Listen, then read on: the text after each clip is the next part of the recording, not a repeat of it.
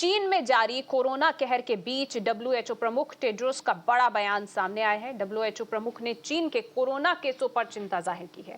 उन्होंने कहा कि दूसरे देशों द्वारा लगाए गए प्रतिबंध समझ आते हैं क्योंकि चीन में कोरोना के मामले तेजी से बढ़ रहे हैं। टेड्रोस ने कहा कि चीन के कोरोना हालातों की स्थिति जानने के लिए और ज्यादा जानकारी की जरूरत है। आपको बता दें कि इससे पहले अमेरिका ने चीन से आने वाले यात्रियों को लेकर गाइडलाइंस जारी की थी। अमेरिका की नई गाइडलाइंस के मुताबिक चीन के यात्रियों को अमेरिका में एंट्री करने से पहले कोरोना की नेगेटिव रिपोर्ट दिखाना होगा।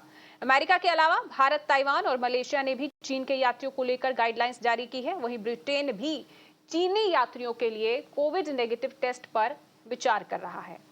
और इसी पर ज्यादा बातचीत के लिए मेरे साथ सुरेश गोयल जी जुड़ चुके हैं, जो कि फॉर्मल डिप्लोमैट हैं, और डॉक्टर ईश्वर जी जुड़ चुके हैं, जो कि सेक्रेटरी जनरल हैं organised medicine academic guild OMAG के। बहुत बहुत स्वागत है आप दोनों का। मैं सबसे पहले आपके पास ही आना चाहूंगी डॉक्टर ईश्वर जी, क्योंकि WHO लगातार मांग कर रहा है कि उनके पास डेटा होना चाहिए कि आखिर कोविड की शुरुआत किस तरीके से हुई, उसका ओरिजिन कैसे हुआ, इस बारे में पता चल सके। उसके बारे में अभी तक कोई खुलासा नहीं हुआ है, बार बार मांग करने के बावजूद भी। और इसके अलावा क्यों अब कई देश हैं जिन्होंने रेस्ट्रिक्शंस भी लगा दिए हैं। क्या इसकी वजह वही है कि चाइना का हमें डाटा नहीं पता चल रहा है, इसको लेकर ही WHO भी कंसर्न्ड है और दूसरे देशों को भी अब उतना ही कंसर्न होने की जरूरत है? देखिए, WHO का जो अभी बयान है, हम लोग अंग्रेजी में कहते हैं टू लिटिल टू लेट। उन्होंने काफी देर कर चुकी है। सभी दुनिया में सबको पता है कि ये वायरस वुहान से आया है। वो कैसे आया, मैन मेड है, एक्सीडेंटली बाहर आया, ये WHO को पता है। लेकिन WHO कमेटी के ऊपर कमेटी बनाते जा रहा है। अभी चौथी कमेटी चल रही है, लेकिन अभी तक कोई फाइंडिंग बाहर नहीं आई है। पहली बार जो WHO के डायरेक्टर है टेड्रोस, ये अग्रेसिवली कर रहे हैं, लेकिन वो चाइना को नहीं कर रहे, दुनिया में बोल रहे हैं कि हम लोग चाइना को रिक्वेस्ट कर रहे हैं हमको डाटा दे ताकि हम कुछ एनालाइज करें। ये इससे कुछ होने वाला नहीं है। हमें चिंता फिलहाल इसकी है कि चाइना ने ये वायरस को इतने दिनों तक बंद करके रखा। लॉकडाउन 2.5 साल 3 साल लॉकडाउन पूरी दुनिया में कहीं नहीं हुआ। जीरो कोविड पॉलिसी बनाई, जो उनको समझना चाहिए था कि ये कोविड ऐसे बीमारी है, ऐसा इन्फेक्शन है, ऐसा संक्रमण है, तो जीरो इसमें हो ही नहीं सकता है। और अगर जो इन्फेक्शन ऐसा आया, संक्रमण ऐसा आया कि दुनिया के हर इंसान को इन्फेक्ट करेगा, तो या तो आप अच्छा वैक्सीन लो या तो आप इन्फेक्ट हो जाओ। तो इन्फेक्ट करेगा तो इसको बंद करके कोई फायदा नहीं था। दूसरी बात, बंद करने के बाद भी जो खोला उन्होंने, अचानक खोल दिया। अचानक खोलने से अचानक केसेस आ गए। तो यूजुअली जो लॉकडाउन होता है, ये आपके ग्राफ को फ्लैटन करने के लिए होता है, ताकि आप धीरे-धीरे खोलो, धीरे-धीरे केसेस आए, आप मैनेज कर सको।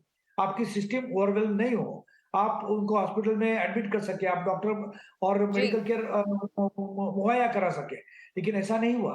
दूसरा चाइना का बड़ा प्रॉब्लम है, और वो भी WHO से जुड़ा हुआ है, कि चाइना का जो वैक्सीन है सिनोवैक, ये थोरोली यूजलेस वैक्सीन है। और पूरे दुनिया का सबसे पहला कोविड वैक्सीन जो अप्रूव हुआ WHO ने किया, ये सिनोवैक किया 50.1 पे। और जब उनका बेंचमार्क है 50% के नीचे को फेल करते हैं, 50% के ऊपर पास करते हैं। तो 50.1 जब मिला, सभी को शक आया कि WHO ने साठ गांठ से 50.1 को दे दिया परमिशन। अब पता चला है कि ये वैक्सीन यूजलेस है, उसके बावजूद भी WHO ने इसकी परमिशन विड्रॉ नहीं की है। मैं मेरी स्टडी नहीं बता रहा हूँ, ये स्टडी मलेशिया में हुई है। हम्म। मलेशिया की स्टडी में एक ब्रेक थ्रू इन्फेक्शन होता है कि वैक्सीन देने के बाद भी इन्फेक्शन हो। तो मलेशिया की स्टडी में 3 वैक्सीन का उन्होंने कंपैरिजन किया। एस्ट्राजेनेका जो भारत में कोविशील्ड है, mRNA फाइजर का जो यूएसए का है, और सिनोवैक जो चाइना का है। ये 3 वैक्सीन दिए हुए लोगों जी। में जो ब्रेक थ्रू इन्फेक्शन हुआ और उनके मौतें हुई, उन्होंने देखा कि कितनी मौत किससे हुई है। तो पता चला कि अगर एक मौत एस्ट्राजेनेका या कोविशील्ड से हुई है, तो 2.5 गुना मौतें हुई है mRNA के बाद, और 10 गुना मौतें हुई है सिनोवैक के बाद। इसका मतलब सिनोवैक यूजलेस है। और वही हमको चाइना में देखने को मिल रहा है कि उन्होंने बताया उनकी 90% ऑफ दी पॉपुलेशन, जो अडल्ट पॉपुलेशन है, डबल वैक्सीनेटेड है। 75% ऑफ पॉपुलेशन ट्रिपल वैक्सीनेटेड है। फिर इतना बड़ा प्रॉब्लम क्यों आ रहा है? तो सिनोवैक प्रोटेक्शन दे नहीं रहा जी। है। जी इसलिए दूसरा डॉक्टर ईश्वर जी, हमें वैक्सीन वहां से कोई क्लैरिटी नहीं मिल रही है, क्योंकि हम भी सर्च करने की कोशिश कर रहे थे कि चाइना में इस वक्त कितने कोविड केसेस हैं। अगर हमें भारत में सर्च करने में पता है कौन सी वेबसाइट पे जाना है और कहां पर डेटा मिलेगा, लेकिन चाइना से ये शायद चीजें स्पष्ट तौर पर सामने नहीं आती हैं। सुरेश गोयल जी, मैं आपके पास आना चाहूंगी। WHO बार बार रिमाइंडर दे रहा है चाइना को कि कोविड का डेटा साझा किया जाए, लेकिन दूसरी ओर दुनिया के कई और देश हैं, भारत सहित, जिन्होंने अब रेस्ट्रिक्शंस लगानी शुरू कर दी हैं चाइनीज ट्रैवलर पर।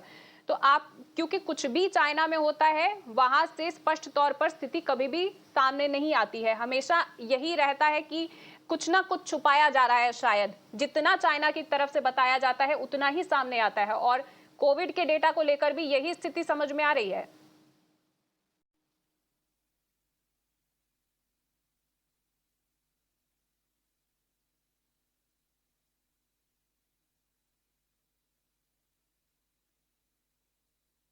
सुरेश जी, आपकी आवाज हम तक नहीं तब पहुंच से पा रही है, जी आप अपना जी माइक जी, अनम्यूट अब कर आपको लीजिए। मेरी आवाज आ रही, आपको मेरी आवाज आ जी रही है?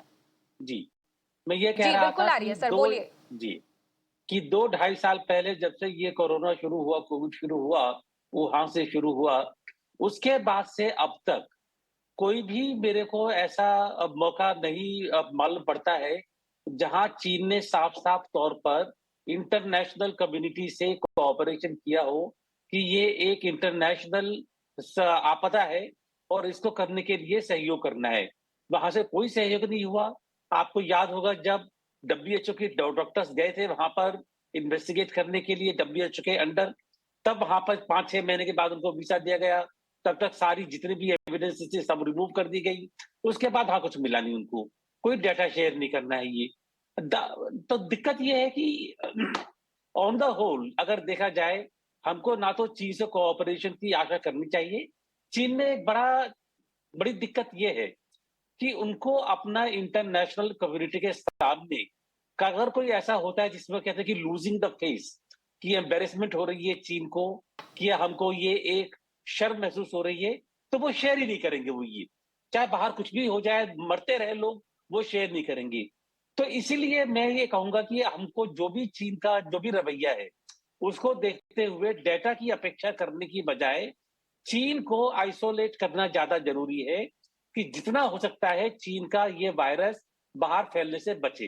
अब 100% नहीं होता है मैं मानता हूँ, लेकिन जितना कोशिश हो सकता है वही करना है। डेटा नहीं मिलने वाला है हमको, हम चाहे कितनी भी कोशिश कर लें। जी। जी सुरेश गोयल जी, आप कह रहे हैं कि कितनी भी कोशिश कर ले चाइना की तरफ से स्पष्ट रूप से कभी भी कोविड का डेटा सामने नहीं आएगा।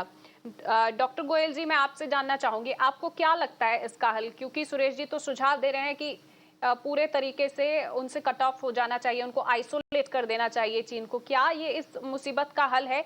क्या इससे हम बचाव कर सकते हैं ताकि बाकी देशों में कोविड ना फैले?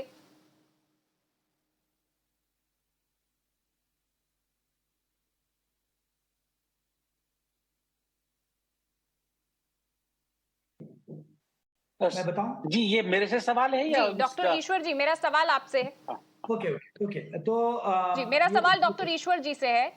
ये जो पैंडेमिक है ये ग्लोबल पैंडेमिक है।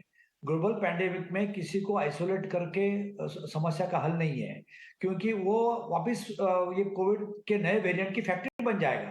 पहले तो वायरस उन्होंने बनाया, लेकिन अगर हम आइसोलेट करें और वहां से नया वेरिएंट आए, जो नया वेरिएंट डेल्टा से खतरनाक हो या डेल्टा जितना भी खतरनाक हो, तो पूरे दुनिया में वहां से फैलेगा। और ये वायरस लीक होने के लिए इन्हें आप कोई चाइना को कितना भी आइसोलेट किया, तो चाइना के फ्रेंडली कंट्रीज है और इसीलिए वो फ्रेंडली कंट्रीज भी सफर हो रहे हैं। जैसे उनके पड़ोसी राष्ट्र हैं, साउथ कोरिया है, ताइवान है, थोड़ा जापान में है और हांगकांग में है, तो ये प्रॉब्लम वहां पे है। तो हम लोग उनको आइसोलेट करके प्रॉब्लम सॉल्व नहीं होगा। हमें आज के हालात में प्रॉब्लम क्या है देखने हम्म। की बजाय सोल्यूशन क्या देखना चाहिए। हमारी एनर्जी, हमारा जो उत्तरदायित्व है, हमारा जो ह्यूमैनिटी के लिए कंसर्न है, वो चाइना भले ही दुश्मन हो हमारा, लेकिन वहां के लोग दुश्मन नहीं है। हमें उनको हेल्प ऑफर करना चाहिए, और हेल्प ऑफर करने के लिए इंडिया के सिवा कोई दूसरा कंट्री इतना पावरफुल नहीं है। अगर उनको अच्छा वैक्सीन चाहिए, तो जितने क्वांटिटी में, जितने क्वालिटी में और जितने लॉन्जेविटी का वैक्सीन चाहिए, वो सिर्फ इंडिया के पास है। इवन mRNA की जो वैक्सीन की क्षमता है, वो 4-6 महीने की है। भारत के वैक्सीन की क्षमता 10 से 12 महीने आपको बचाने की है। तो ऐसे हालात में पड़ोसी देश है, ठीक है, दुश्मनी करता है, करेगा, जी। लेकिन अगर इंडिया ने ऑफर किया तो इसमें 2 फायदे हैं। अगर चाइना लेता है हेल्प तो बहुत इंडिया का बहुत बड़ा नाम हो जाएगा दुनिया में कि इंडिया के जैसा कोई देश नहीं है। अगर ऑफर नहीं भी करता है तो सब लोग ये कहेंगे कि इंडिया का दिल कितना बड़ा है, चाइना ने इतनी घुसपैठ की, इतना चाइना ने हमेशा दुश्मनी की, फिर भी इंडिया ने एक पड़ोस धर्म निभाया और ऑफर की।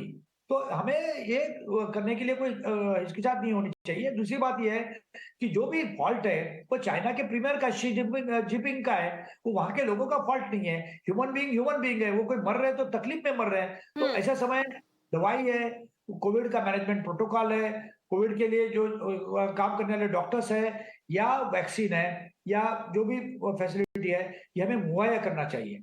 और आज के डेट में अगर भारत से कोई प्लाटून भी जाता है, जी, मैं भी उनके ठीक है। साथ जाने को तैयार हूँ। हमें डरने की जरूरत नहीं है कि वहां से कोई नया वायरस हम लेके आएंगे, क्योंकि हमारे पास BA.2 है और BA.2 ने BA.5 को आने ही नहीं दिया अभी तक। तो ये जो BA.7 में चल रहा है वो BA.5 का ही है, ओमिक्रॉन का ही है। जब तक नया वेरिएंट नहीं आएगा, मोर पावरफुल वेरिएंट नहीं आएगा, हमें इंडिया को या दूसरे देश के लोगों को डरने का जरूरत नहीं है। हम लोग एक खाली जी। हवा क्रिएट जी, बताएं। ठीक है। आप कह रहे हैं कि डरने की ज़रूरत नहीं है डॉक्टर ईश्वर जी, लेकिन डब्ल्यूएचओ ज़रूर कंसर्न्स जता रहा है और लगातार कह रहे हैं कि बार-बार रिमाइंडर दिए जा रहे हैं कि कोविड का डेटा शेयर किया जाए, उसके ओरिजिन के बारे में पता चल जाए, क्योंकि अभी तक स्पष्ट तौर से किसी को भी नहीं पता चल पाया है कि वहाँ कितने लोग संक्रमित हैं इस वक्त और कितनी उनको मदद की ज़रूरत है। बहुत-बहुत शुक्रिया आप दोनों का हमारे साथ चर्चा में शामिल होने के लिए। डॉक्टर ईश्वर जी, आपका शुक्रिया और सुरेश गोयल जी, आपका भी बहुत-बहुत शुक्रिया।